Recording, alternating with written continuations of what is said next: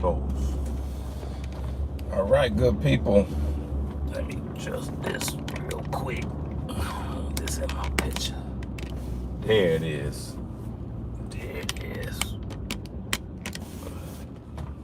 Let me try to adjust a little bit. All right. I think that's doable. Car conversations. Very short today.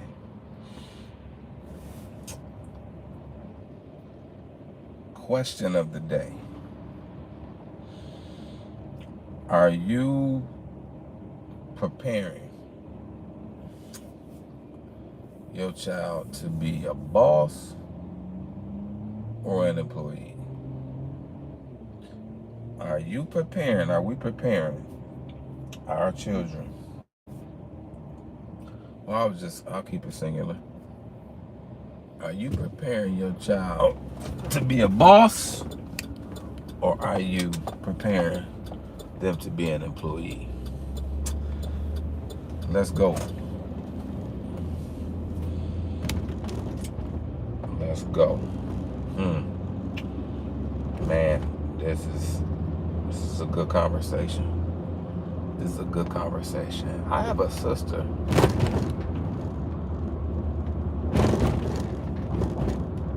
that's close to me. Not a sister by blood, but a sister by life association. Shout out to Miss Zakia. We tag teamed a couple months ago.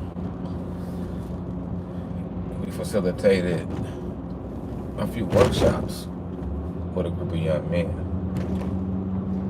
All that Romeoville. Shout out to Joseph and Joyce Johnson, Ice and Fire Leadership Academy. My sister specializes in life insurance and wealth building as well. She asked the young men a question that I can't recall. I can't recall that I had ever heard a person ask a young people this question. Because sometimes what happens is that we'll ask kids what they want to be when they grow up, and like I said before in previous videos, I said ask Q, and then we'll ask kids whether they be preteens or teens, what college you going to, or what you plan on doing. What do you plan on doing after high school? So we asked them the customary, popular questions. But she asked them this question. She asked a group of African American young men, what is it that you want to own? And I thought to myself, that's profound. So if you in the chat, Sharon, I can't see what you're saying, but I'll respond. I'll respond when I can, because this is a car conversations, right? But thank you for being there. Thank you for supporting. Thank you for being on live with us. Yeah, she asked them, what do you want to own? That kind of blew my mind, because like I said before, I had never heard somebody ask a young person, a group of young people, that type of question. And then a few of them responded. And that's a good question for me to give to you in your toolkit, in your arsenal of ensuring that your child, male or female, preteen or teen, reach their full potential. The question is this: what is it that you want to own? What is it that you want to own? We have to, and I'm using this word carefully, we have to impose ownership. See, we'll impose college as far as the post-secondary options, trades, we'll impose those things. But are we imposing ownership? So if you're watching this live, please type the word ownership in the comment section below. Are you preparing your child to be a boss, or are you preparing them to be an employee? Yep, thank you. Greetings. I appreciate you. Yeah. The question is this that we have to ask our kids. We have to put this in the toolkit of questions that we pose to them. What is it that you want to own? What is it that you want to own? What type of business do you want to have? We got to throw that in our questionnaire when we having these conversations, with our kids. And I would say this too. I want you to type 2 words for me, because I've done videos on this before, and I've brought a distinguishment between the two, but I'm gonna refine it a little bit more so I can connect it to being an employee or being an owner. So I want you to type the word school, and I want you to type the word education. School and education. I want you to type the word school, and I want you to type the word education. Please, Car Conversation with Mr. Cage. Sunday edition, real quickly, probably about 15, 20 minutes, if that. Are you preparing your child to be a boss or an employee? And I'm not knocking being an employee. I'm not knocking that.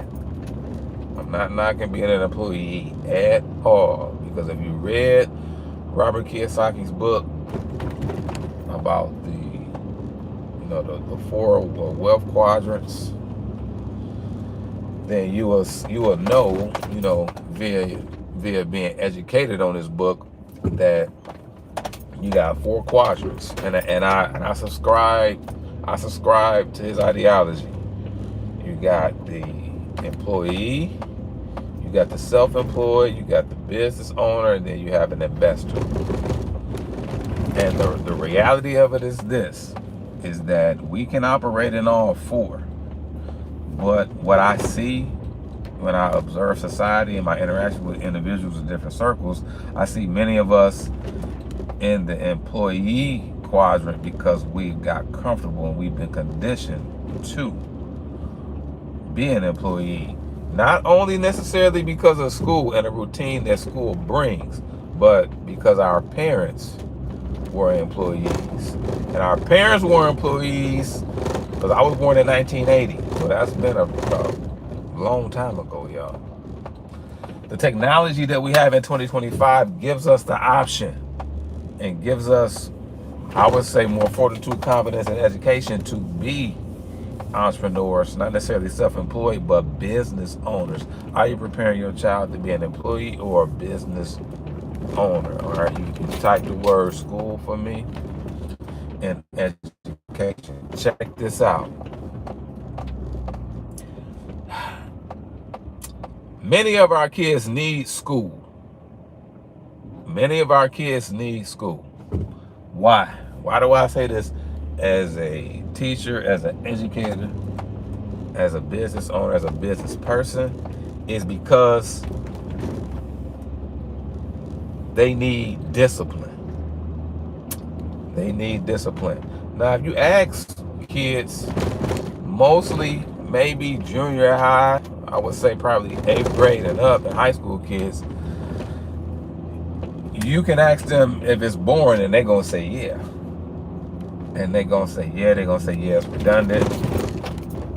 They're going to probably say that the class that I like most is lunch, because it's a ability to socialize during that period, whatever school that may be. But the fact of the matter is that they need school because they gotta get in the habit of doing stuff that they don't want to do. If you tap into anybody that has really experienced what real wealth is, and not necessarily money, but more so in assets and ownership, that person, male or female, will let you know that in order to manifest wealth, in order for generational wealth to occur, there has to be a certain or a specified level of delayed gratification. So I have to get into that of doing what I don't. I have to get in the habit of doing what I gotta glare. I have to get in the habit of doing what I don't want to do. Those individuals, and I just did a video about this a couple days ago, those individuals who have a hard time getting out of scarcity have the knack and have the habitual behavior pattern and lifestyle of doing what they want to do. That's not reality if you want to come out of poverty and come out of scarcity. So what school does, the institution of school, the processes in school, it gets us in a routine. And it gets us in a routine of being disciplined. And it gets us exposed to different people and different topics that we don't necessarily know we need, because at that, in some, I would say in most cases, some kids don't know what it is that they want to do, so they need to be able to have options. But this is the downside of this whole experience that I will say to you, is that our kids have not been taught the difference between school and education. And what happens is that kids get involved in extracurricular activities, programs, just like when I shared with you the workshop that we did, the wealth building workshop that Zakiah led, and we tag team together. These young men were turned off. But this is one of the questions that I asked them, because I started off and then she took the baton and, took it the rest of the way. I asked the young man a question, and the question was preguntas for my Spanish speaking people. I asked a person preguntas, and this was the question. Or was it? It was in a group. I asked a group, raise your hand if you want to be broke. You should have seen the look on his face. The look on his face was like this. What you mean? I said, it sounds to y'all like, from your facial expression, I told him it sounds like I'm asking a dumb question, right? But the same young man in this session, there's no knock towards him, we just using this as a teaching moment. I am not saying his name, and I'm not doing all the violations that come with that as far as confidentiality. But his response let me know that he thought it was a dumb question. I didn't think it was a dumb question. I thought it was just a question. But his response during the workshop let me know that he didn't understand why I asked him that question. He didn't understand because his behavior after the question, as far as when she was teaching, it wasn't receptive, it wasn't attentive. He was talking a large amount of the time where we had to redirect him. We had to redirect him. So what that means to me is that I'm saying to y'all is that we'll say one thing, but then we don't really understand what we're saying, because if you're saying that you don't want to be broke, then why are you not paying attention? You understand what I'm saying? So these are things that we got to begin to talk with our kids about, and as we say, make it make sense. We got to make it make sense to them through conversation. But I was giving that example because were they excited and motivated to learn, even though it's a topic that they show interest in? Some were, some wasn't. It's a select few. I say that because times two, they associated the workshop with school, and it was not school, it was education. So that's what I'm saying to the parents, grandparents, raising grandchildren, single parent family homes, whether it be male or female, 2-parent family homes. You have to distinguish with your child, preteen or teen, the difference between education and school. See, school is the building, whether it be virtual or whether it be a brick and mortar, that you go to get schooling and education. Yes, sir. Yes, sir. But education never stops, because it's implicit and it's explicit. It's implicit where it's not necessarily highlighted or said, this is what I'm getting ready to teach you. It's explicit, and at times people will say, this is what I'm getting ready to teach you.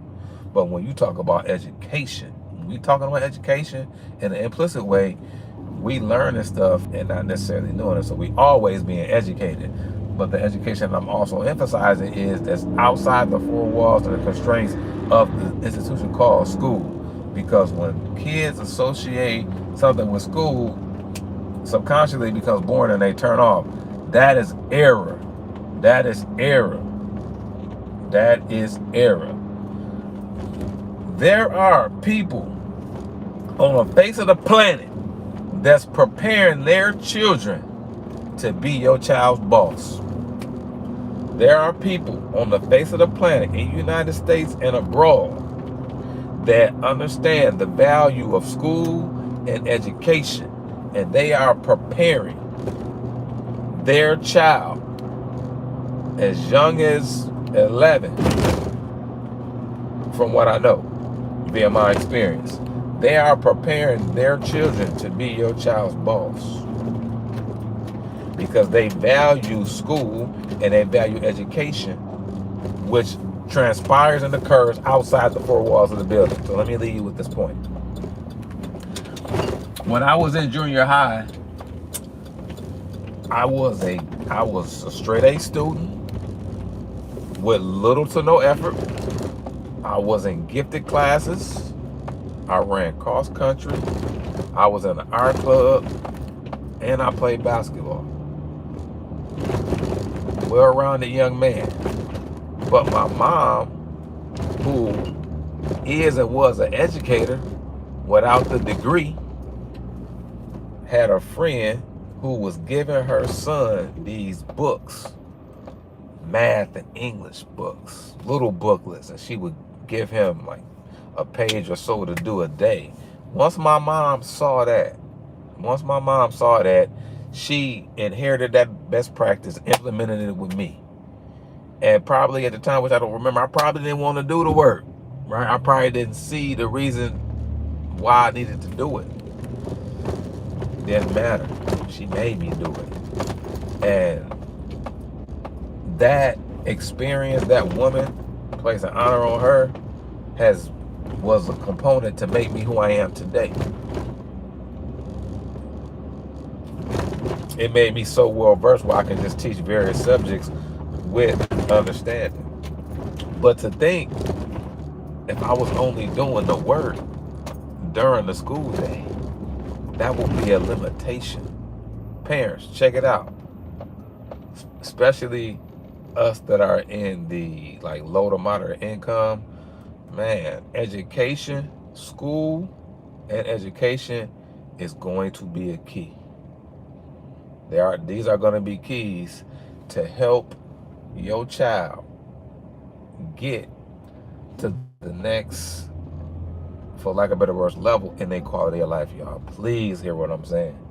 This is a passionate cry to us. This is a trumpet, a horn, but it's also a passionate cry that we have to renew our minds and our paradigms as far as what school and education can do. Because just because your child may be bored, that's okay. I tell students all the time, and even some of my kids, you gotta fall in love with being bored. Real talk. Because that's where the work is done. Now, let me leave you with this. And once again, this Car Conversations with Mr. Cage. Are you preparing your child to be a boss or an employee? When you think about it, think about the subject from an athletic standpoint, man, the greatest athletes of all time, they practice.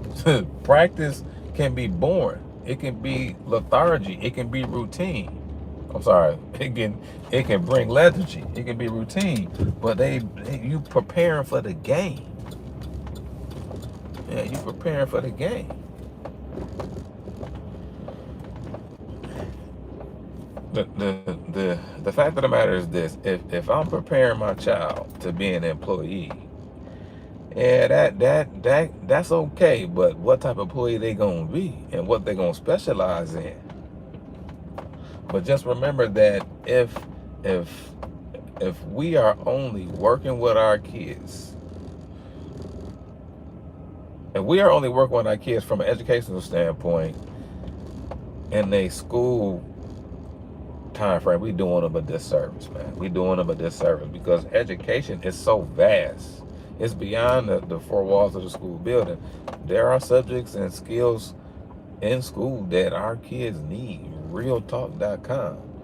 But we can't allow them to turn a deaf ear or a blind eye of education that's taking place outside the four walls of the building, because if you sow sparingly, you reap sparingly. Our paradigms really got to change. Real talk. I'm preparing my kids to be bosses as far as ownership, because that's where wealth is at. You can start out as an employee, but I truly believe that you should be advancing through that.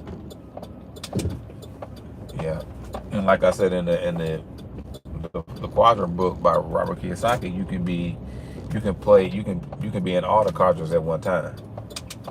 But if you want to be great and you want to remain focused and centered,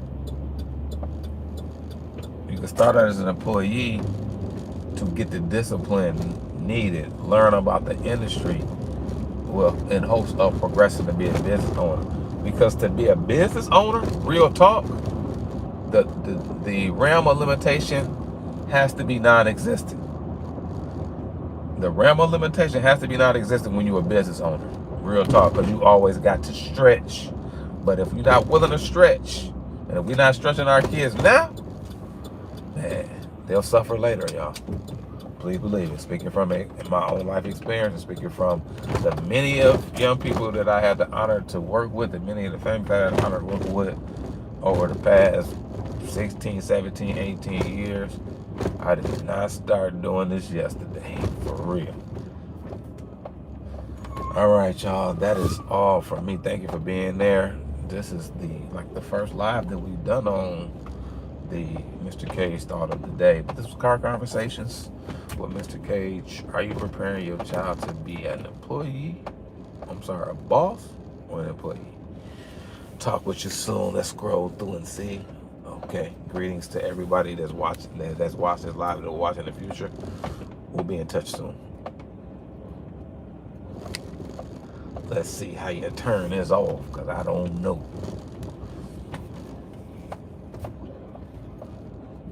Let's see how we turn it off, y'all. Okay, let me see.